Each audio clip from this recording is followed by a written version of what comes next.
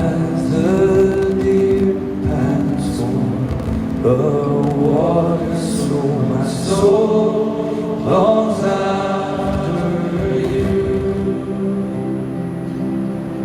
You alone are my heart's desire, and I long to worship you. You alone. You alone are my strength, my shield. To you alone may my spirit yield. You alone are my heart's desire, and I long to worship you. Yes, dear brothers and sisters, we all must have a desire to worship the Lord. Oh, ප්‍රිය සහෝදර සහෝදරයනි, අප සෑම දිනාටම අපේ ස්වාමින් වහන්සේට නමස්කාර කිරීමේ සිත් ආශාවක් තිබිය යුතුයි. ஆம் பிரியமான சகோதர சகோதரியே, நாங்கள் அனைவரும் ஆண்டவரை ஆராதிக்கும் ஒரு வாஞ்சை காணப்படுகிறவர்களாக இருக்க வேண்டும். It is the Lord Jesus, the creator of every human being. The Lord Jesus is the only one who can give us true satisfaction. Swami Vu Jesus Vahanseta enam සියලු මිනිසුන්ගේ මැවුම් කරුවානන් වන උන්වහන්සේට පමණයි පුළුවන් වන්නේ අපගේ සිතේ සැබෑ තෘප්තිමත් භාවයක් ගෙන දෙන්නට. ஆண்டவராகிய இயேசு கிறிஸ்துவுக்கு மாத்திரமே, எல்லா மனிதரையும் சிருஷ்டித்த அவருக்கு மாத்திரமே உண்மையான ஒரு திருப்தியை கொண்டு வந்து கொடுக்க முடியும். In our study of the book of Revelation, we saw, starting at chapter 6, running down to chapter 19, we have the tribulation period described. අප එළිදරව් පොත ඉගෙන ගැනීමේ කාර්යයේදී අපි දුටුවා 6 වෙනි පරිච්ඡේදයේ සිට 19 වෙනි පරිච්ඡේදය දක්වා ඇත්තේ පීඩා කාලයේහි සිදුවෙන සිදුවීම් පිළිබඳ විස්තරයක් කියලා. எங்களுடைய இந்த தியானத்தில் வெளிப்படுத்தல் 6ஆம் அதிகாரம் தொடக்கம் 19ஆம் வசனம் 19ஆம் அதிகாரம் வரை காணப்படுவது உபத்திரவ காலத்தில் இயேசு கிறிஸ்துவினுடைய மகிமை குறித்ததான விவரங்களே.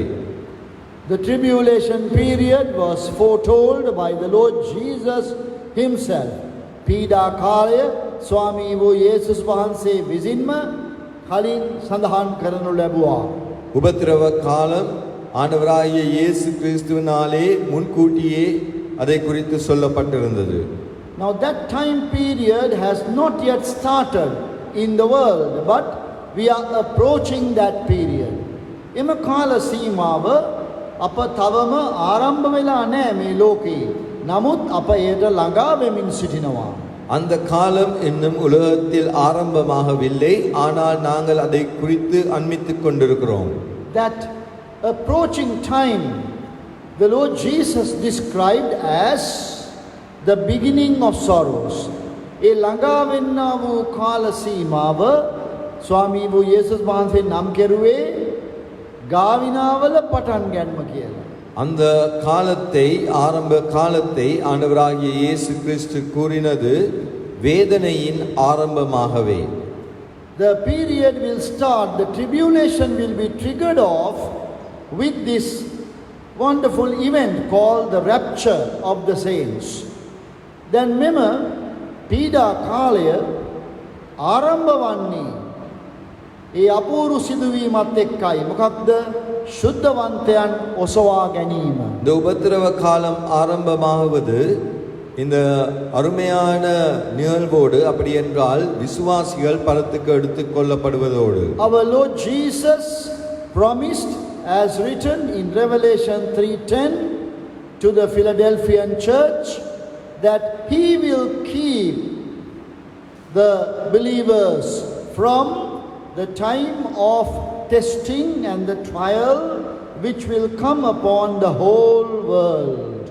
ස්වාමී වූ යේසුස් වහන්සේම පොරොන්දු වුණා පිලදෙල්පිය සභාවට එලිදරව් 3:10 එලියා තිබෙන හැටියට මුළු ලෝකයේ පිටට පැමිණෙන පරීක්ෂාවේ පැයෙන් ඔවුන්ව ආරක්ෂා කරන බවට ஆண்டவராகிய இயேசு கிறிஸ்து வெளிப்படுத்தல் 3ஆம் அதிகாரம் 10ஆம் வசனத்தில் பிலதெல்பியா சபைக்கு வாக்கு கொடுத்தார். பூமியில் குடியிருக்கிறவர்களை சோதிக்கும்படியாக பூசக்கரத்தின் மேல் வரப்போகிற சோதனை காலத்திற்கு தப்பும்படி நான் உன்னை காப்பேன் என்று. So it is the fulfillment of that promise we are waiting for. එම නිසා අප අද බලා සිටින්නේ එම පොරොන්දුව ඉටු වෙනතුරු. அதனால் நாங்கள் இன்று காத்து கொண்டிருப்பது அந்த வாக்குத்தத்தம் நிறைவேறும்படியாகவே. There are many theories and ideas, rumors going everywhere, especially because of the availability of social media. Please do not be misled by these things. Very many stories and controversies, and remember that we are waiting for the coming of the Lord Jesus to evacuate us from the coming judgment. මේ කාලයේදී සමාජ මාධ්‍ය හරහා විවිධ අදහස් උදහස් ආරංචි සහ කටකතා සහ විවිධ මේ නියමයන් මේ ප්‍රකාශ වෙනවා ප්‍රචලිත වෙනවා. ඉතින් මේ දේවල් ඔස්සේ ගිහිල්ලා අපි නොමග යන්න ඕනේ නැහැ. අපි බලාගෙන ඉන්නේ යේසුස් වහන්සේ වලාකුළු මතට පැමිණෙන තුරු. இன்றைய நாட்களில் இந்த சமூக ஊடகங்கள் கூடாக வெவ்வேறு பிழையான காரியங்கள் கட்டுக்கதைகள் ஆகிய விளக்கங்கள் கொடுக்கப்படுகிறது. ஆனால் நாங்கள் அதனால் வழி தப்பி போகாமல் ஆண்டவராகிய இயேசு கிறிஸ்து சபையை எடுத்துக்கொள்வதற்கு வரும் அந்த நிகழ்வை நாங்கள் எதிர்பார்த்து கொண்டிருப்பவர்களாக காணப்பட வேண்டும்.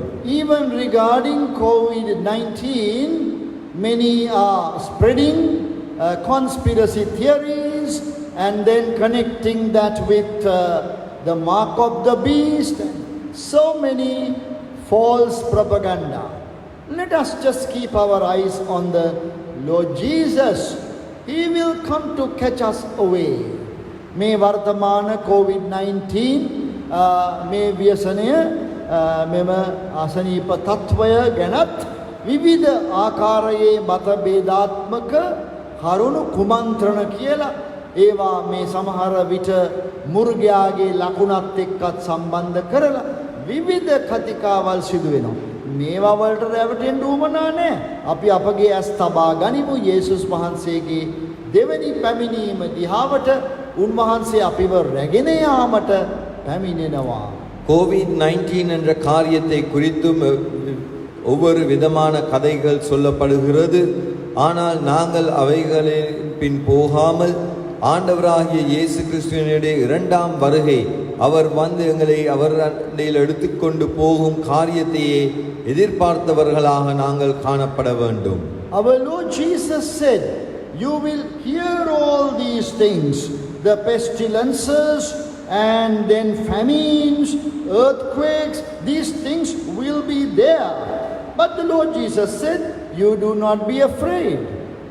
ඉතින් ස්වාමී වූ යේසුස් වහන්සේ කිව්වා සාගත වසංගත මෙවැනි යුද්ධ කතාවල් බොහොම සිදු වෙනවා. ඒවා ගැන බය වෙන්නට එපයි කියලා යේසුස් වහන්සේ අපිට කිව්වා. இயேசு கிறிஸ்துவானவர் கூறினார், பஞ்சங்கள், கொள்ளை நோய்கள், பூமி அதிர்ச்சிகள் இவ்வாறான அநேக காரியங்கள் நடைபெறும் என்று அவற்றை குறித்து நாங்கள் பயப்பட தேவையில்லை. Also the Lord Jesus said, Matthew 24 verse 4, let no man deceive you. There's a lot of deception everywhere. Please, let us not be deceived, but rather believe that in a twinkling of an eye we shall be changed. We will meet the Lord in the air. ඉතින් මේ විදිහට අපිට 24:4 Matthew පොතේ යේසුස් වහන්සේ කිව්වා කිසිවෙකු නුඹලා මුලා කරන හැටියට මුලා නොකරන හැටියට බලාගනිල්ලා කියලා. ඒ නිසා මුලා වෙන්න එපා. ඔබගේ ඇස් තබා ගන්න යේසුස් වහන්සේ හදිසියෙම එනවා. ඇසිපිය හෙළන ක්ෂණයකින් අපි වෙනස් කරනු ලබනවා. උන්වහන්සේ මුණ ගැසීමට වලාකුළු වලට ඇදගනු ලබනවා. மத்தேயு 24:4 வசனத்திலே ஆண்டவர் சொன்னார், ஒருவனும் உங்களை வஞ்சியாத படிக்கு எச்சரிக்கையாயிருங்கள் என்று. அதனால் நாங்கள் ஆண்டவராகிய இயேசு கிறிஸ்து மேகங்களின் மேல் வருவதை காத்து கொண்டிருக்க வேண்டும். ஒரு கண்ணிமை பொழுதிலே அவர் வந்து எங்களை அவர் அண்டையில் எடுத்துக் கொள்ளுவார். Let us pray. Gracious loving Father, we thank thee for the hope that our Lord Jesus has given us, the hope of rapture. Lord, we want to keep our eyes upon you, whether we know the details, the meaning of the tribulation period or not. All what we need to do now is to fix our eyes upon the Lord Jesus and wait for your coming. Lord, help us to keep this, do this, and we may, Lord, lead a holy life, a life consecrated to you, Lord Jesus, a life that is worth the living, a life that is useful to other people by way of preaching the gospel of the Lord Jesus. So loving Lord, help us, be with us, and now Lord, we pray that you will open your word to us. Accept our thanksgiving. In the name of loving Savior, the Lord Jesus Christ, we pray. Amen. In the 4 stages of God's judgments, we saw the severity of the coming situation. අපි මේ දෙවියන් වහන්සේගේ විනිශ්චයන් අධියර 4 බලපුවාම අනාගතයේ පැමිණෙන්න තිබෙන ඒ තත්වයෙහි තිබෙන භයානකභාවය අපි බලලා තියෙනවා. தேவனுடைய நியாய தீர்ப்பின் 4 கட்டங்களை குறித்து நாங்கள் பார்க்கும் பொழுது எதிர்காலத்தில் வரப்போகிற இந்த நியாய தீர்ப்புகளின் கடினத்துவத்தை நாங்கள் பார்த்தோம். And in this description, in between the 4 stages, we have other important things described. It is good for us to know them. ඉතින් මේ පීඩාවල අධියර 4 අතරතුර තවත් වැදගත් දේවල් විස්තර වෙනවා. ඒවත් අපි දැන ඉගෙනගෙන තිබෙන එක ප්‍රයෝජනවත්. இந்த உபத்திரவ காலத்தின் இந்த நியாய தீர்ப்பின் 4 கட்டங்களுக்கு இடையில் நடைபெறும் முக்கியமான சம்பவங்கள் அநேகம் காணப்படுகிறது. அதையும் நாங்கள் அறிந்திருப்பது முக்கியமாயிருக்கிறது. You can list them out in different ways, but how I have listed out, the first one is the sealing of the tribes of Israel. ඉතින් මේක ඔබට කැමති විදියට ලයිස්තුගත කරගන්න පුළුවන්. ඔබගේ ආකාරයට මා කරලා තිබෙන්නේ මෙහෙමයි. අංක 1 තමයි ඊශ්‍රායල් ගෝත්‍ර මුද්‍රා කරනු ලැබීම. இதை நீங்கள் உங்களுக்கு வேண்டியபடி நீங்கள் அதை பட்டியலிட்டுக் கொள்ளலாம். ஆனால் நான் அதை பட்டியலிட்டுக் கொண்டிருப்பது இந்த விதத்திலே, முதலாவதாக இஸ்ரவேல் கோத்திரங்களில் முத்திரையிடப்பட்டவர்கள். That is in chapter 7. එය 7 වෙනි පරිච්ඡේදය. அது 7ஆம் அதிகாரத்தில். Connected with that is also the salvation of Gentiles during the tribulation period. ඒකට සම්බන්ධ කර තිබෙනවා මේ පීඩා කාලය තුලදී ගැලවීම ලබන්නා වූ අන්‍ය ජාතික අය පිළිබඳ විස්තරය. அதற்கு தொடர்பு படுத்தி இருக்கிறது உபத்திரவ காலத்தில் ரட்சிக்கப்படும் அந்நிய ஜாதிகளை குறித்ததான விவரம். The description suggests that these believers who are converted during that time would be severely persecuted and put to death by the rule of the beast, the antichrist. ඉතින් මෙම විස්තරය ඔබ කියවපුවාම යම් අපිට සාක්ෂි හමු වෙනවා එතන. ඒ ඇදහිලිවන්තයන් පීඩා කාලය තුල හැරෙන අය, ඒ අය විරුද්ධ ක්‍රිස්තුස් කියන්නා වූ මුර්ගයා විසින් තද බල ලෙස පීඩාවට පත් කරනු ලබන බව. இந்த விவரங்களை வாசிக்கும் பொழுது எங்களால் விளங்கிக் கொள்ளலாம், அந்த காலத்தில் ஆட்சி செய்யும் மிருகமான அந்தி கிறிஸ்துவினால் இந்த உபத்திரவ காலத்தில் ரட்சிக்கப்படும் விசுவாசிகள் மிகவும் உபத்திரப்பட்டு அவர்கள் கொலை செய்யவும் படுவார்கள். And I also connected that with a word of caution, warning that those who have heard the gospel during this time, today, during this grace period, if you reject it, you will not be given another opportunity during the tribulation time to be saved. දැන් මෙම සිද්ධිය මා සම්බන්ධ කරනු ලැබුවා දෙවනි තෙසලෝනික දෙවෙනි පරිච්ඡේදයේ තිබෙන විස්තරයට අනතුරු ඇඟවීමක් හැටියට වර්තමාන කාලයේ සුභාරංචිය පැහැදිලි ලෙස අසන්නා වූ අයට පීඩා කාලයේදී යලිත් ගැලවීම ලබා ගැනීමට දෙවැනි අවස්ථාවක් නොලැබෙන බවට. இதை நான் 2 தெசலோனிக்கேயர் 2ஆம் அதிகாரத்தோடு தொடர்பு படுத்தி நான் கூறினேன் ஒரு எச்சரிக்கையாக இத்தற்காலத்தில் இந்த அனுக்கிரக காலத்தில் நாங்கள் சுவிசேஷத்தை கேட்டு அதை ஏற்றுக்கொள்ளாதவர்களுக்கு உபத்திரவ காலத்தில் அவர்களுக்கு மனம் திரும்புவதற்கு தருணம் கிடைக்காது. Let me read to you 2 Thessalonians 2:10. මම දෙවනි තෙසලෝනික 2:10 ඔබට කියවන්නම්. 2ஆம் தெசலோனிக்கேயர் 2ஆம் அதிகாரம் 10ஆம் வசனத்தை உங்களுக்கு வாசிக்கிறேன். With all deceivableness of unrighteousness in them that perish, because they received not the love of the truth, that they might be saved. ඔවුන් ගැලවෙන පිණිස ඔවුන් සත්‍යයට ප්‍රේම වීම පිළිගත්තේ නැති නිසා. படத்தக்கதாய் சத்தியத்தின் மேலுள்ள அன்பை அவர்கள் அங்கீகரியாமற் போனபடியால் அப்படி நடக்கும். Look at verse 11. 11 පදේ බලන්න. 11ஆம் வசனத்தை பாருங்க. For this cause God shall send them strong delusion that they should believe a lie. දැන් මෙන්න බලන්න 11 පදය. මේ හේතුව නිසා ඔවුන් බොරුව විශ්වාස කරන පිණිස දෙවියන් වහන්සේ ඔවුන්ට මුලාවේ ආත්මයක් එවනමයි කියලා. 11ஆம் வசனம் ஆகையால் சத்தியத்தை விசுவாசியாமல் அநீதியில் பிரியப்படுகிற யாவரும் ஆக்கினைக்குள்ளாகும்படி. Dear friends, it is a dangerous thing for us to now reject the gospel of the Lord Jesus and postpone your decision to accept him, to surrender your life to him.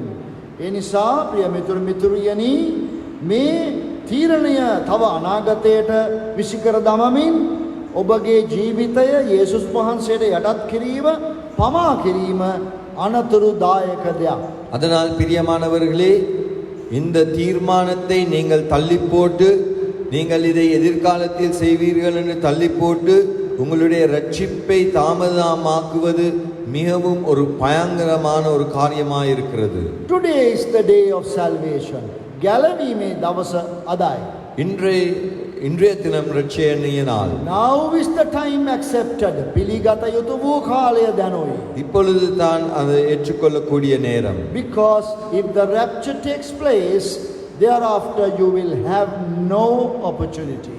මක්නිසාද ඒ සුද්ධවන්තයන් ඔසවා ගැනීම සිදු වුණොත් ඊට පස්සේ ඔබට යලි අවස්ථාවක් ලැබෙන්නේ නැත. ஏனென்றால் பரிசுத்தவான்கள் எடுத்துக்கொள்ளப்படும் காரியம் நடைபெற்றால் அதற்கு பிறகு உங்களுக்கு இன்னும் ஒரு தருணம் கிடையாது. Now let us move on to the second, that is the important description number 2.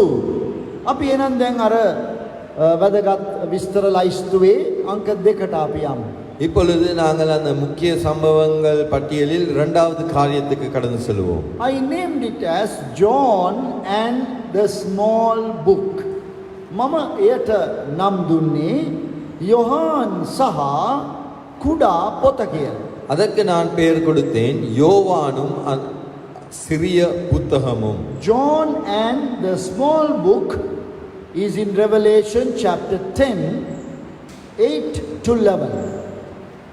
මෙම යොහාන් සහ කුඩා පොත කියන මාතෘකාව එලිදරව් 10 වෙනි පරිච්ඡේදයේ 8 සිට 11 දක්වා. யோவானும் சிறிய புத்தகமும் என்ற தலைப்பின் காரியம் வெளிப்படுத்தல் 10ஆம் அதிகாரம் 8ஆம் வசனம் தொடக்கம் 11ஆம் வசனம் வரை. Let me read that passage to you. එම කොටස ඔබට මම කියවන්නම්. நான் அந்த பகுதியை உங்களுக்கு வாசிக்கிறேன். And the voice which I heard from heaven spake unto me again and said, Go and take the little book which is open in the hand of the angel which standeth upon the sea and upon the earth. And I went unto the angel and said unto him, Give me the little book.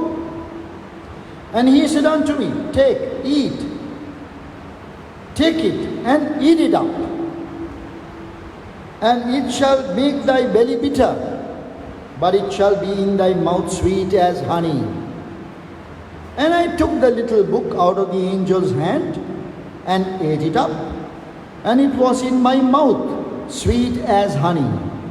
And as soon as I had eaten it, my belly was bitter. And he said unto me, Thou must prophesy again before many peoples and nations and tongues and kings. Dear brothers and sisters,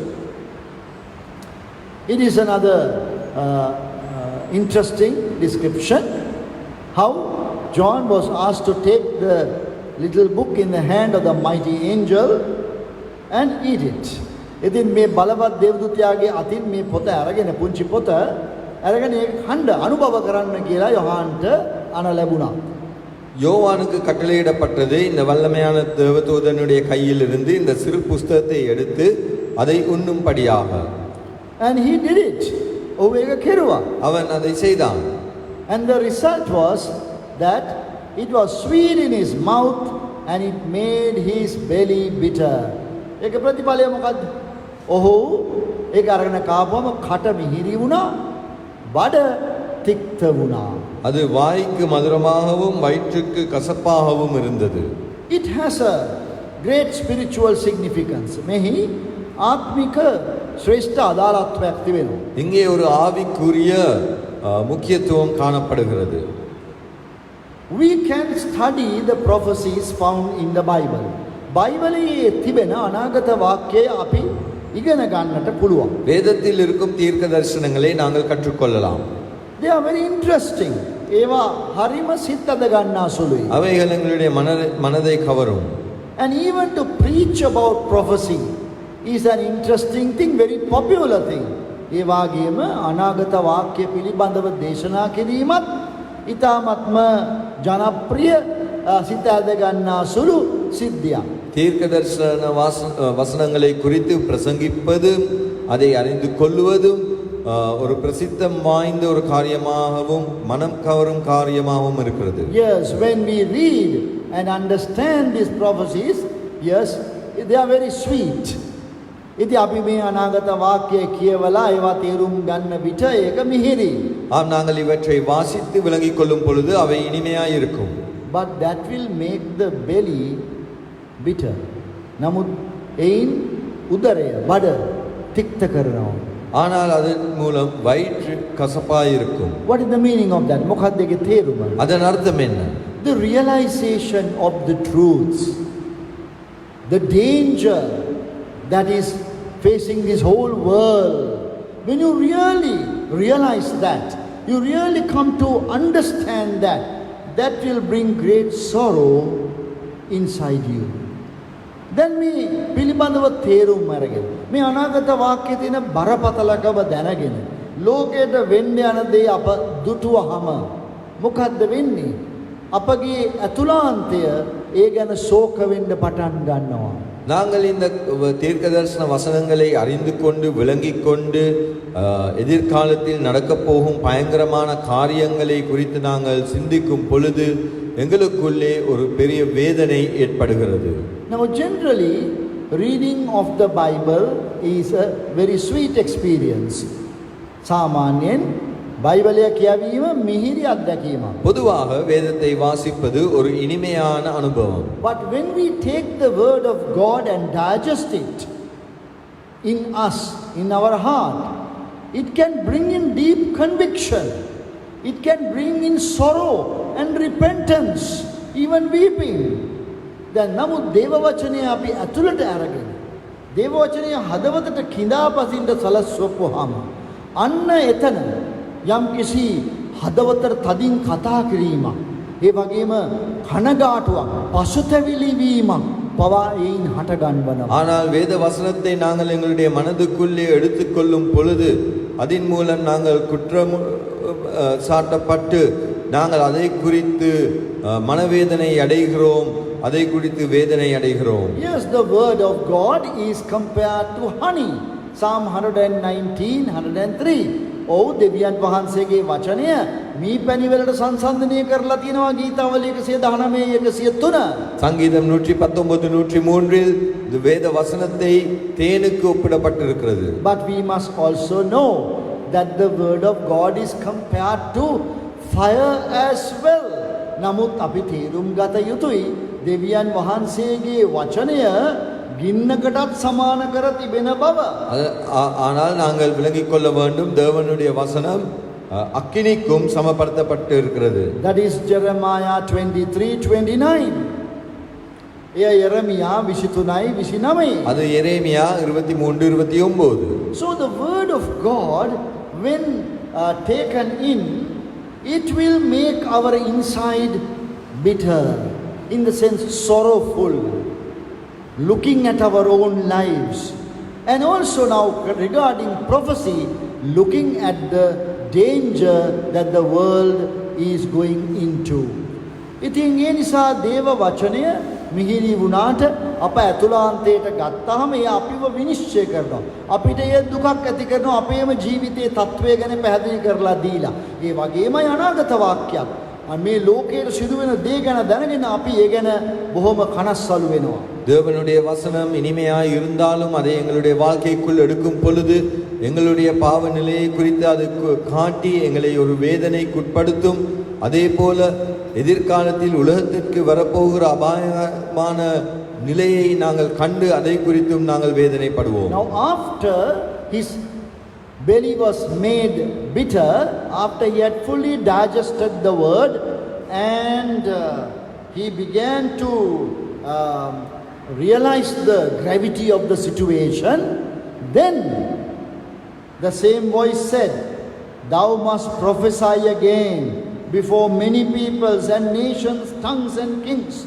මේ දේව වචනය තමා තුළට අරගෙන ජීර්ණය වෙලා ඒකේ බරපතලකම ඔහුට වැටහුණාට පසුව ඒ කටහඬ ඔහුට නැවතත් කතා කරලා කියනවා, "දැන් නුඹ ගොස් ජනතාවට, ජාතීන්ට, භාෂාවන්ට, රජවරුන්ට අනාගත වාක්‍ය කියන්න ඕනේ." வேத வசனத்தை எடுத்து அது ஜீர்ணமான பிறகு மீண்டுமாக அந்த தேவதூதன் பேசி சொல்லுகிறார் யோவானுக்கு, நீ மறுபடியும் அநேக ஜனங்களையும் ஜாதிகளையும் பாஷைக்காரரையும் ராஜாக்களையும் குறித்து தீர்க்க தரிசனம் சொல்ல வேண்டும். Here is a warning, here is admonition to all the preachers.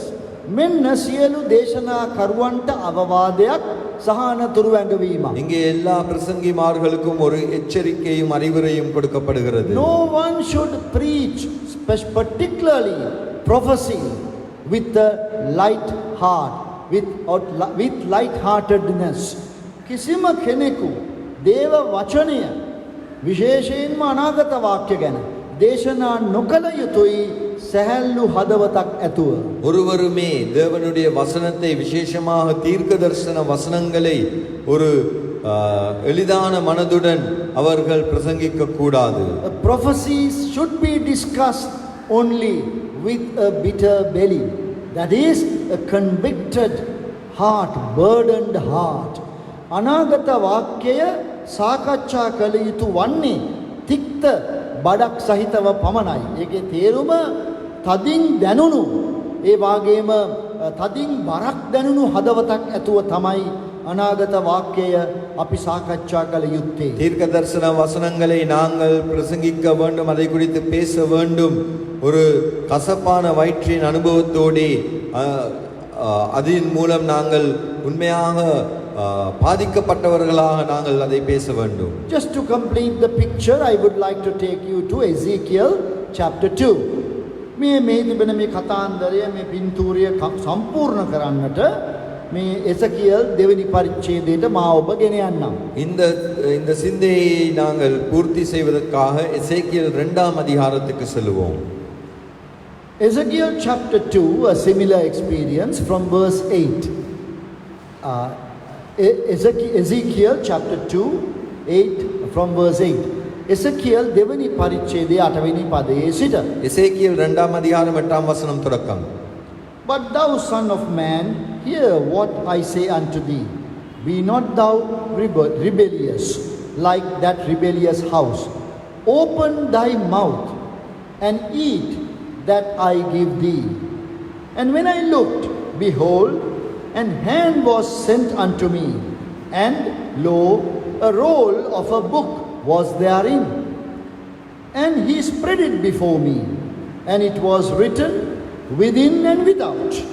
And there was written therein lamentations and mourning and woe. Chapter 3 verse 1 තුනයි 1 ඉඳලා மூன்றாம் அதிகாரம் முதலாம் வசனம் தொடக்கமும் Moreover he said unto me, Son of man, eat that thou findest.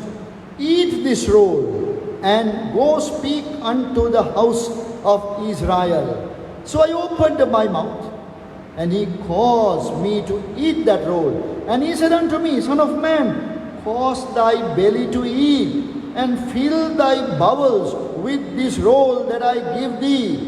Then did I eat it, and it was in my mouth as honey for sweetness. ඔබ දකිනවා මෙහි සමාන්තරයක් තියෙනවා.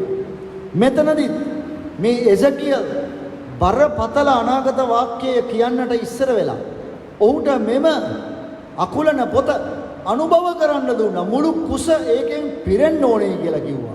இங்கே நாங்கள் காண்கின்றோம் இந்த புத்தக சுருளை எசேக்கியேல் புசிக்க வேண்டியதா இருந்தது. இதில் இருக்கிற பயங்கர தீர்க்க தரிசன வசனங்களை பிரசங்கிப்பதற்கு முன்பதாக. Now the lack of this experience is our problem. මෙන්න මේ අත්දැකීමේ තිබෙන අඩුපාඩුව තමයි අපගේ ප්‍රශ්නය.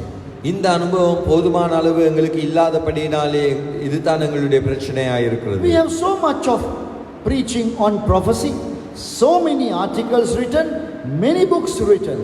අපිට බොහෝ දේශනා තිබෙනවා අනාගත වාක්‍ය ගැන. ඒ වගේම ලියවිලි තිබෙනවා, පොත් රාශියක් තිබෙනවා. தீர்க்க தரிசன வசனங்களை குறித்து அநேக பிரசங்கங்கள் உண்டு, அநேக எழுதப்பட்ட காரியங்கள் இருக்கிறது, புத்தகங்கள் இருக்கிறது. But we do not find an equal experience of conviction in our hearts. නමුත් ඊට ගැළපෙන සමාන හදවතට තදින් මෙය ජීර්ණය වුණු ආකාරයක් අපිට පෙනෙන්නේ නැහැ. ஆனால் அதற்கு ஒப்பான சமனான மனதிலே ஒரு உணர்த்தப்பட்ட நிலைமை காணப்படுவதில்லை. So all of us, those who witness to others, try to talk about prophecies and what is going on in the world today and make it relevant through the word of God, we must know, we must do it with a true concern and an inner realization of what's happening in the world. ඒ නිසා සාක්ෂි දරන අපි, අනාගත වාක්‍ය ගැන අනිත් අයට කතා කරන අපි, අද මේ වර්තමානයේ සිදුවෙන දේවල් බයිබලයට අදාළ කරලා කතා කරන අපි එසේ කළ යුත්තේ හදවතේ සැබෑම බරක් ඇතුව ඒක හොඳින්ම තමන්ගේ හදවතේ කිඳා බැහැලා තිබෙන තත්වයකින් පමණයි. அதனால் சாட்சி கொடுக்கும் நாங்கள், தீர்க்க தரிசனங்களை குறித்து பேசும் நாங்கள், தற்போது நடக்கிற காரியங்களை வேதத்திற்கு ஒப்பிட்டு பேசும் நாங்கள், அவற்றை உண்மையாக ஒரு மனபாரத்துடனே அந்த காரியங்களை எடுத்து சொல்ல வேண்டியவர்களாக காணப்பட வேண்டும். Now the best response of the believers to this present COVID-19 problem is to preach the gospel. මේ COVID-19 යන මේ ව්‍යසනයට ඇදහිලිවන්ත අප දිය යුතු හොඳම ප්‍රතිචාරය කුමක්ද? சுபாராஞ்சிய தேசனா கிரீம். இந்த கோவிட்-19 என்ற நிலையை குறித்து விசுவாசிகளாகிய நாங்கள் எந்த விதத்தில் கிரியை செய்ய வேண்டும் என்றால் நாங்கள் சுவிசேஷத்தையே சொல்ல வேண்டும். We should never speak about prophecy to show off that we know better. අප කවදාවත් අනාගත වාක්‍යයේ පිළිබඳ කතා නොකළ යුතුයි. අප වැඩිපුර දන්නවා කියලා පෙන්නන්න. நாங்கள் ஒருபோதும் தீர்க்க தரிசனத்தை குறித்து பேசக்கூடாது, எங்களுக்கு அவைகள் நன்கு அறிந்திருக்கிறோம் என்று காட்டிக்கொள்வதற்கு. It must be done with a conviction in our hearts.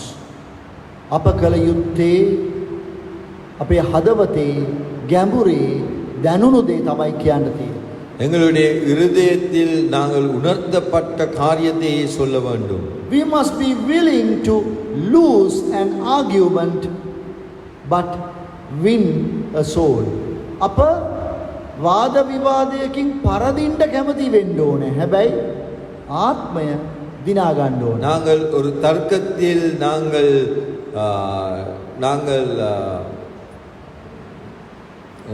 தோல்வியுற்று நாங்கள் ஒரு ஆத்துமாவை வென்று கொள்ள வேண்டும். Please look at what Paul said in 1 Corinthians 9:16.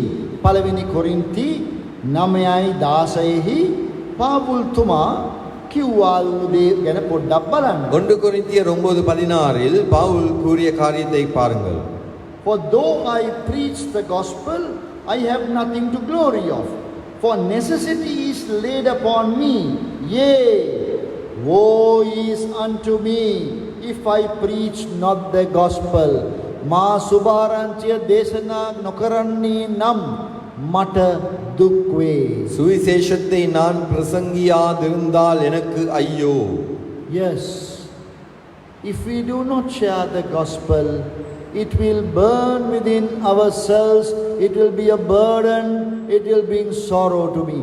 මා සුභාරංචිය ප්‍රකාශ කරන්නේ නැතිනම් එය මා තුළම දැවෙන්නා වූ දුක ගෙනෙන්නා වූ කාරණයක් බවට පත් වෙනවා. நான் சுவிசேஷத்தை சொல்லாமல் விட்டால் அது எனக்குள்ளே எரிகின்ற எனக்கு ஒரு துக்கத்தை வேதனையை கொண்டு வரும் காரியமாக காணப்படும்.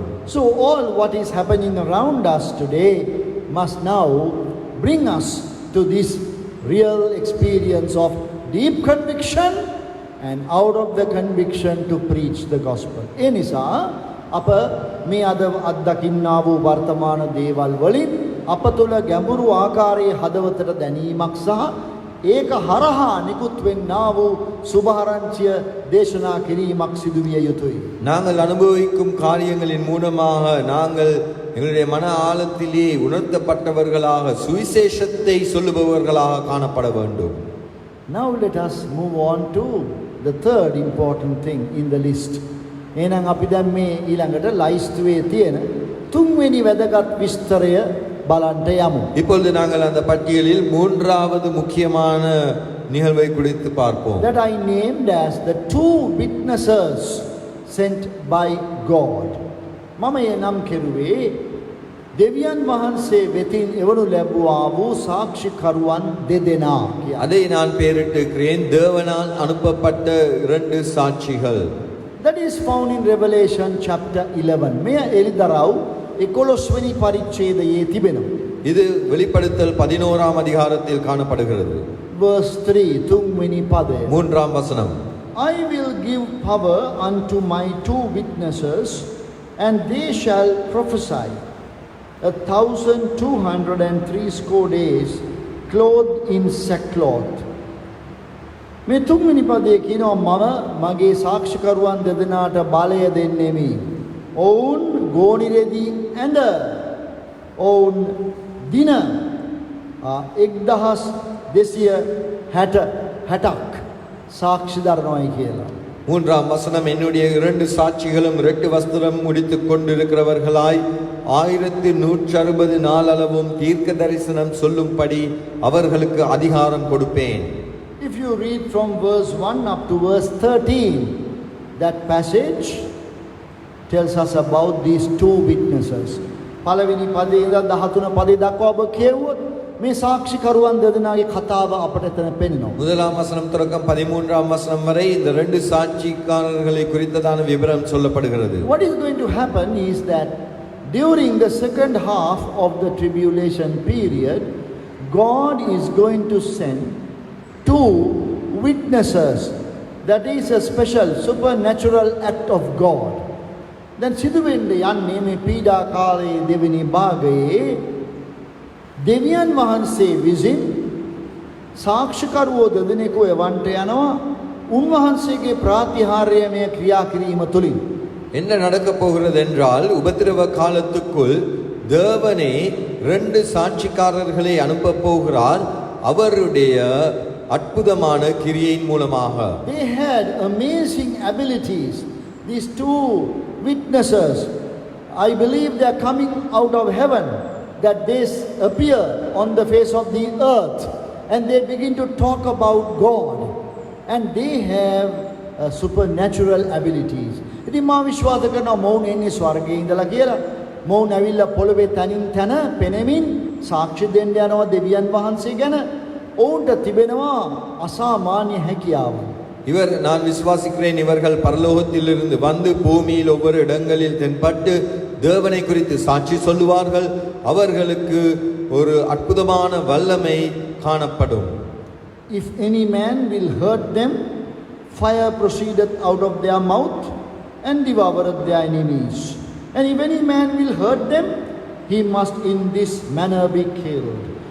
These have power to shut heaven, that it rain not in the days of their prophecy, and have power over waters to turn them to blood, and to smite the earth with all plagues as often as they will.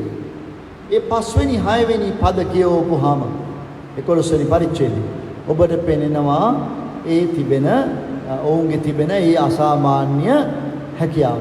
5 6 வசனங்களை வாசிக்கும் பொழுது 11ஆம் அதிகாரத்தில் அவர்களுக்கு இருக்கும் அந்த வல்லமையை குறித்து நாங்கள் கண்டு கொள்ளலாம். There is a general suggestion that these two witnesses are Elijah and Moses. Then මෙම සාක්ෂිකරුවන් දෙදෙනා යනු එලියා සහ මෝසෙස් යයි சாமானிய யோஜனாවක් තිබෙනවා. பொதுவாக எண்ணப்படுகிறது இந்த ரெண்டு சாட்சிக்காரர்கள் எலியாவும் மோசேயும் என்று. There are two reasons for that. හේතු දෙකක් තිබෙනවා. அதற்கு ரெண்டு காரணங்கள் உண்டு.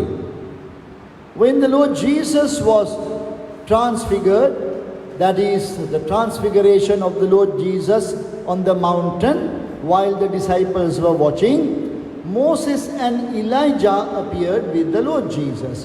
යේසුස් වහන්සේ අන්වෙසක් වූ අවස්ථාවේ මෝසෙස් සහ එලියා එතන යේසුස් වහන්සේගේ දෙපැත්තේ දිස් වුණා. ஆண்டவராகிய இயேசு கிறிஸ்து தன்னுடைய சீஷர்கள் முன்னிலையில் மறுரூபமாக்கப்படும் நேரத்தில் மோசேயும் எலியாவும் அங்கே காணப்பட்டார்கள். So some would suggest that the same two persons would be sent again as his witnesses. ඉතින් මේ නිසා සමහර යෝජනා කරනවා මෙම පුද්ගලයන් දෙදෙනාවම තමයි යලි දෙවියන් වහන්සේ එවන්නේ කියලා සාක්ෂිකරුවන් හැටියට. சிலர் அதை குறித்து கூறுகிறார்கள் அதே ரெண்டு சாட்சிக்காரர் அதே இருவரை தேவன் சாட்சிக்காரர்களாக அனுப்புவார் என்று. The second reason is the miracles they perform. ඕන් දෙවැනි හේතුව මේ දෙදෙනාව අනුමාන කරන්නට දෙවැනි හේතුව වුණේ ඕන් කරන ප්‍රාතිහාර්යය. இந்த ரெண்டு சாட்சிகளும் இவர்கள் இருவரும் என்று சொல்லுவதற்கு இரண்டாவது காரணம் தான் அவர்கள் செய்த அற்புதங்கள். Revelation 11:6, they have power to shut heaven, that it rain not in the days of their prophecy.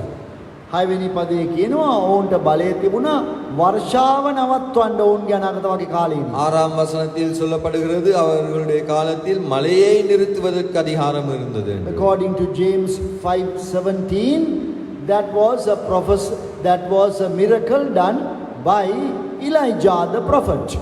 Then මේ යාකොබ් 5:17ට අනුව මේක එලියා විසින් කරපු ආකාරයේ ප්‍රාතිහාර්යය. யாக்கோபு 5:17 படி இது எலியாவினால் செய்யப்பட்ட ஒரு அற்புதமாக இருக்கிறது. We could explain it not exactly as a miracle, but he prayed and the rain stopped. Rain did not come for a long time, 3.5 years. Rain did not come. මේ එලියා යාඥා කෙරුවයි කියලා තමයි ලියලා තියෙනවා. ඒක අපිට විස්තර කරන්න පුළුවන්. ඒ විදිහ ප්‍රාතිහාර්යයකට වඩා යාඥා කරපුවාම අවුරුදු 3මාරක් වැස්සාවේ නෑ. அங்கே நாங்கள் பார்க்கிறோம் ஒரு அற்புதத்தை விட எலியா ஜெபித்த பொழுது 3.5 வருட காலமாக மழை இருக்கவில்லை. And then the same verse 6 says, they have power over waters to turn them to blood. Now that was done by a miracle done by Moses, as found in Exodus chapter 7 verse 19. දැන් අර වතුර ලේ බවට පත් කිරීම.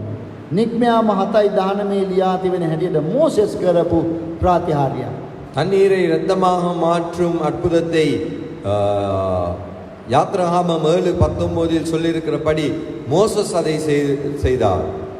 And also the plagues mentioned in same verse 6. ඒ 6 වෙනි පදයේම තවත් මේ තිබෙනවා හි මේ සඳහන් කරලා වසංගත කියන වචනයක්. அங்கே வாதைகள் என்ற வார்த்தையும் காணப்படுகிறது. වසංගත ලොහොත් පීඩා. So we find that we are able to kind of connect these things that they do with these Old Testament characters, Moses and Elijah.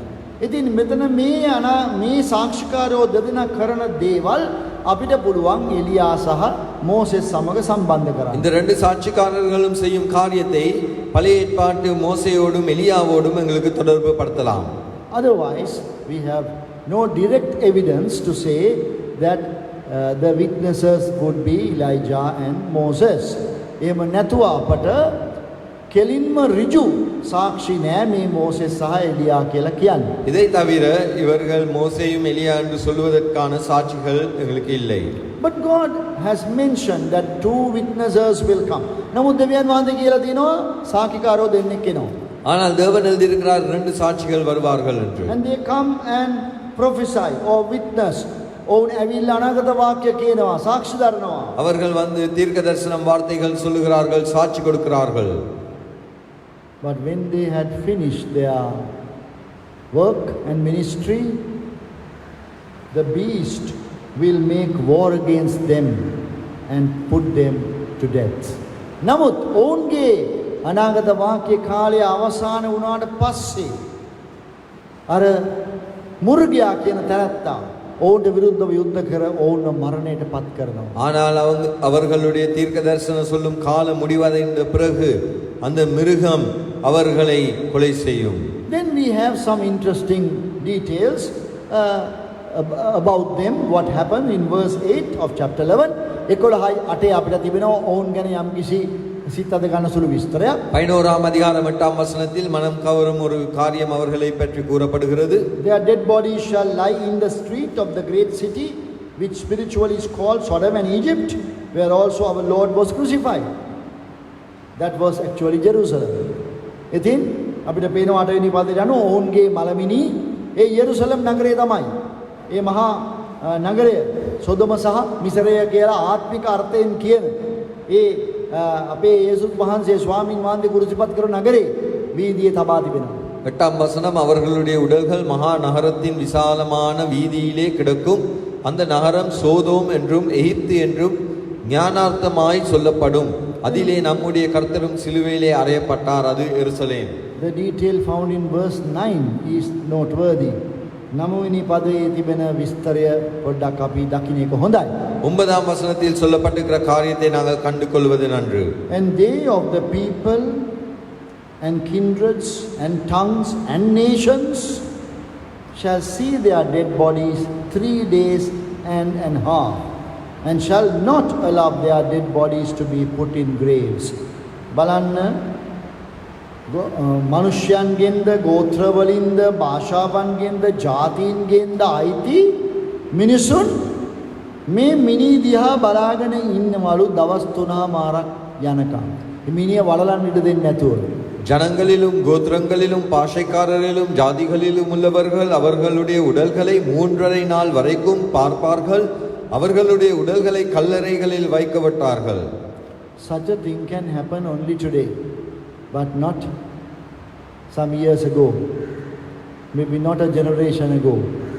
Then මේ දේවල් සිදු වෙන්න පුළුවන් අද තමයි වර්තමාන කාලේ. මොකද මීට පරම්පරාවකට ඉස්සර කාලේ ඔය සිදු වෙන්න පුළුවන් කමක් තිබුණේ නැහැ. இப்படிப்பட்ட ஒரு காரியம் தற்காலத்திலே நடைபெறலாம். இதற்கு முந்தின பரம்பரையில் இது நடைபெற முடியாது. Today an event that is taking place in one corner of the earth can be seen all over the world simultaneously at the same time. We have live streaming. ඉතින් අද ඕනෑම ලෝකයේ කොයි කෙලවරක මොනවා හරි වුණත් ඒක ලෝකේ පුරාම දකින්න පුළුවන්. බලා ගන්න පුළුවන් ඒ වෙලාවෙම සජීව විකාශනය. இன்றைக்கு உலகத்தின் ஒரு மூலையில் நடைபெறும் சம்பவத்தை உலகமெங்கும் அதே நேரத்தில் நேரடியாக கண்டு கொள்ளக்கூடிய காரியம் காணப்படுகிறது. Now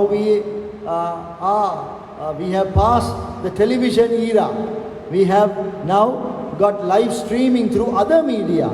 අපි දැන් මේ රූපවාහිනී යුගයේ දැන් පසු කර තිබෙන්නේ. අපි වෙනත් සමාජ මාධ්‍ය වලට දැන් එළඹිලා තියෙනවා. இப்பொழுது நாங்கள் தொலைக்காட்சி யுகத்தை கடந்து சமூக ஊடக யுகத்திலே காணப்படுகிறோம். So all the nations, peoples, tribes, languages can see these bodies lying there on the streets of Jerusalem during a period of 3.5 days. ඉතින් බලන්න මේ බොහෝ ජාතීන්, භාෂාවන්, ගෝත්‍ර වලට අයිති මිනිසුන්ට දින 3මාරක් ඇතුළත මේ මිනි දෙක බලා ගන්න පුළුවන් යෙරුසලමේ வீதிය දාලා තියෙනවා. அதனால் ஜனங்களும் கோத்திரத்தாரும் பாஷைக்காரரும் ஜாதிகளும் 3.5 நாட்களாக இங்கே எருசலேமிலே வீதியில் வைக்கப்படுகிற இந்த உடலை அவர்கள் காண்பார்கள். What is their response? මොකක්ද ඔවුන්ගේ ප්‍රතිචාරය? அவர்களுடைய உத்தரவு என்னது? In verse 10, the people of the world, the inhabitants of the earth, they rejoice. They make merry because these two people who troubled them with prophecies, with the preaching of the gospel, now they are put to death. බලන්න මොකද වුනේ? මේ පොළවේ වසන අය සතුටු වෙනවා, ප්‍රීති වෙනවා, තෑගිය කෙනෙකුට යවා ගන්නවා. මොකද මේ වදය ඉවරයි. මේ දෙවියන් වහන්සේගේ පණිවිඩය ගෙනාවු දෙන්න මරලා. என்ன நடக்கிறது? 10ஆம் வசனத்தில் அவ்விரண்டு தீர்க்கதரிசிகளும் பூமியின் குடிகளை வேதனைப்படுத்தினபடியால் அவர்கள் நிமித்தம் பூமியில் குடியிருக்கிறவர்கள் சந்தோஷப்பட்டு களி கூர்ந்து ஒருவருக்கொருவர் வெகுமதிகளை அனுப்புவார்கள். But then the unexpected thing happens in verse 11. They are resurrected by the Spirit of God. ඉතින් සිදුවෙන්නේ කුමක්ද? බලාපොරොත්තු නොවන දේ. ඊට පසුව ඔවුන්ව නැවත මලවුන්ගෙන් නැගිටවනු ලබනවා දෙවියන් වහන්සේගේ ආත්මය අනුව. ஆனால் என்ன நடைபெறுகிறது? 3.5 நாட்களுக்கு பிறகு அவர்கள் எதிர்பார்க்காத விதத்தில் தேவனுடைய ஆவியினால் அவர்கள் உயிர்ப்பிக்கப்படுகிறார்கள். And they are taken up to heaven. ඔවුන්ව ස්වර්ගයට ගනු ලබනවා. அவர்கள் வானத்திற்கே பரத்துக்கு எடுத்துக் கொள்ளப்படுகிறார்கள். So that artificial happiness and joy they had, people had short-lived, and great fear fell upon them which saw them. Verse 11. Oh, එහෙනම් ඒ ඔවුන්ගේ තිබුණු බාහිර තිබුණු සතුට ඒක නැති වෙලා යනවා. ඒ වෙනුවට යලි බය එනවා. 11 වෙනි පදයේ අන්තිමට ලියන හැටියට. அவர்களுடைய தற்கால சந்தோஷம் முடிவடைந்து 11ஆம் வசனத்தின்படி அவர்களை பார்த்தவர்களுக்கு மிகுந்த பயம் உண்டாயிற்று. And there is a great earthquake mentioned in verse 13. මහා භූමිකම්පාවක් යලිත් මෙතන සිදු වෙනවා 13 වෙනි පදයේ. 13ஆம் வசனத்தின்படி மீண்டுமாக ஒரு பெரிய பூமி அதிர்ச்சி நடைபெறுகிறது. 7,000 people died. මනුෂ්‍ය 7,000ක් මරණයට පත් වුණා. 7,000 பேர் மரிக்கிறார்கள். So everything is planned, well measured, the numbers mentioned. හැමදේම මතක තබා ගන්න සැලසුම් කරලා තියෙනවා. හරියට කිරලා මැනලා තියෙනවා. ගණන් මිමුන් සඳහන් කරලා තියෙනවා. எல்லா காரியங்களும் மிகவும் தெளிவாக சொல்லப்பட்டிருக்கிறது. எண்ணிக்கைகள் அவருடைய எல்லைகள் எல்லாம் குறிப்பிடப்பட்டிருக்கிறது. Now in one place you find 1/4 of the population will be put to death or be killed. That would be close to 2 billion people. ඉතින් එක තැනක තියෙනවා පොළවෙන් 4 කොටසක් මිනිසුන් විනාශ වෙනවයි කියලා. ඒක බිලියන 2ක පමණ ජනතාවක්. ஒரு இடத்தில் சொல்லப்பட்டிருக்கிறது பூமியின் காவாசி பேர் மரிப்பார்கள் என்று, அழிவார்கள் என்று. அப்படி என்றால் ஒரு 2 பில்லியன் பேர். But here the number is 7,000. නමුත් මෙතන තිබෙන්නේ මිනිස්සු 7,000යි. ஆனால் இங்கே காணப்படுவது 7,000 பேர்கள். So you can see it is not just for the sake of saying something, but it is a well planned and it is specifically written as to what will happen. It's not simply everywhere millions and millions of people. You can see the trustworthiness of the Bible. ඉතින් ඔබට මෙතන පේනවා එක තැනක බිලියන ගණනක් මරණවයි කියපු නිසා දැන් හැම තැනම මේ විදිහට මිලියන කියන්නේ නැහැ. මේක මේ සත්‍ය වූ සිදුවෙන දේ තමයි කියලා තියෙන්නේ. හරියටම 7,000ක ගණනක් මෙතන සඳහන් කරනවා. இங்கே நாங்கள் காண்கின்றோம் ஒரு இடத்தில் பில்லியன் கணக்கு சொன்னபடியினால் இது மீண்டுமாக மில்லியன் என்று சொல்லாமல் சரியாக நிச்சயமாக கொடுக்கப்படுகிறது. இங்கே 7000 பேர் மாத்திரமே கொல்லப்படுகிறார்கள். So may I again suggest to all of you that the Bible is trustworthy 100%. It gives us the correct, accurate figures, numbers, history and prophecy. ඒ නිසා මා ඔබට යලිත් යෝජනා කරන්නම්. දෙවියන් වහන්සේගේ වචනය වන ශුද්ධ වූ බයිබලය අකුරටම නිවැරදි. එහි නිවැරදි දත්තයන්, නිවැරදි අංක, නිවැරදි ඉලක්කම්, නිවැරදි අනාගතය, අනාගත වාක්‍යය, නිවැරදි ඉතිහාසය සඳහන්ව තිබෙනවා. அதனால் நான் உங்களுக்கு சொல்லுகிறேன், தேவனுடைய வசனம் உண்மையாய் இருக்கிறது. அதில் மெய்யான காரியங்கள் சொல்லப்படுகிறது. தீர்க்க தரிசனங்கள், எண்ணிக்கைகள், எல்லைகள், நடக்க போகிற காரியங்கள் எல்லாமே சரியாக மெய்யாக சொல்லப்படுகிறது. Did you read your Bible today? ඔබ ඔබගේ බයිබලය අද දවසේ කියවුවද? நீங்கள் இன்றைக்கு உங்களுடைய வேதத்தை வாசித்தீர்களா? Did you read it systematically? That is starting from the place that you stopped yesterday. ඔබ පිළිවෙලකට කියවගෙන ගියාද? ඒ ඔබ ඊයේ නවත්තපු තැන ඉඳලාද? நீங்கள் அதை ஒரு முறையாக வாசித்திருக்கிறீர்களா? நேற்றைய நீங்கள் நிப்பாட்டின இடத்திலிருந்து இன்றைக்கு நீங்கள் வாசித்தீர்களா? Did you read it expecting God to speak to you? ඔබ ඒක කියවුවද දෙවියන් වහන්සේ ඔබට කතා කරයි කියන බලාපොරොත්තුවෙන්? தேவன் உங்களோடு பேசுவார் என்ற எதிர்பார்ப்போடு நீங்கள் வாசித்தீர்களா? Yes, you must read the Bible daily. Deuteronomy 17:19. Oh, ඔබ දිනපතා බයිබලය කියවිය යුතුයි. ද්විතීය කතාව 17:19. உபாகமம் 17:19 படி நீங்கள் தினம்தோறும் வேதத்தை வாசிக்க வேண்டும். You must study the Bible. 2 Timothy 2:15. ඔබ බයිබලය අධ්‍යයනය කළ යුතුයි. දෙවනි තිමෝති 2:15. 2 தீமோத்தேயு 2:15 படி நீங்கள் வேதத்தை கற்றுக்கொள்ள வேண்டும். As you read, you must meditate on the scriptures. Psalm 1:2. ඔබ බයිබලය කියවන අතරේ ඒ වචන මෙනෙහි කරන්නට ඕනේ. ගීතාවලිය 1:2. நீங்கள் வேதத்தை வாசிக்கும் பொழுது அதை தியானிக்க வேண்டும். சங்கீதம் 1 சங்கீதம் 2 வசனம். Then as much as possible certain verses must be memorized. Psalm 119 verse 11. ඊළඟට පුළුවන් බයිබල් පද සහ අවශ්‍ය බයිබල් පද කටපාඩම් කරගත යුතුයි. ගීතාවලිය 119:11. அதே வண்ணம் தேவையான இயலுமான அளவு வேத வசனங்களை மனப்பாடம் செய்து கொள்ள வேண்டும். சங்கீதம் 119:11. Then we must also obey the Bible. James 1:22. අපි ඒ වගේම කියවන බයිබලීය වචනයට කීකරු විය යුතුයි. யாக்கோப் 1:22. அதே போல நாங்கள் வாசிக்கும் வேத பகுதிகளுக்கு நாங்கள் கீழ்ப்படிய வேண்டும். யாக்கோபு 1:22. And then we must also share the Bible, the word of God. We must tell others about that. Deuteronomy chapter 6 verse 7. ඒ වගේම ඔබ දෙවියන් වහන්සේගේ වචනය බෙදා හදා ගන්නට ඕනේ. ඔබ කියවපු දේ අනිත් අයට කියන්න ඕනේ. ද්විතීය කතාව 6:7. அதே போல நாங்கள் வாசித்த காரியத்தை மற்றவர்களுக்கு சொல்லிக் கொடுக்க வேண்டும். மற்றவர்களோடு பகிர்ந்து கொள்ள வேண்டும். உபாகமம் 6:7. Then it is also essential that you carry the Bible wherever you go. Psalm 149 and verse 6. ඊළඟට ඔබ දේව වචනය යන තැන ඔබගේ අතේ අරගෙන යන්නත් ඕනේ බයිබලය. ගීතාවලිය 149:6. அதே போல நீங்கள் செல்லும் இடமெல்லாம் வேதத்தை நீங்கள் கையில் எடுத்துக்கொண்டு செல்ல வேண்டும். சங்கீதம் 149:6. So do these things with the Bible, with the word of God. එහෙනම් බයිබලය දේව වචනය ගැන මේ දේවල් කරන්න. அதனால் தேவனுடைய வசனம் பைபிளை குறித்து இந்த காரியங்களை செய்யுங்கள். Shall we pray?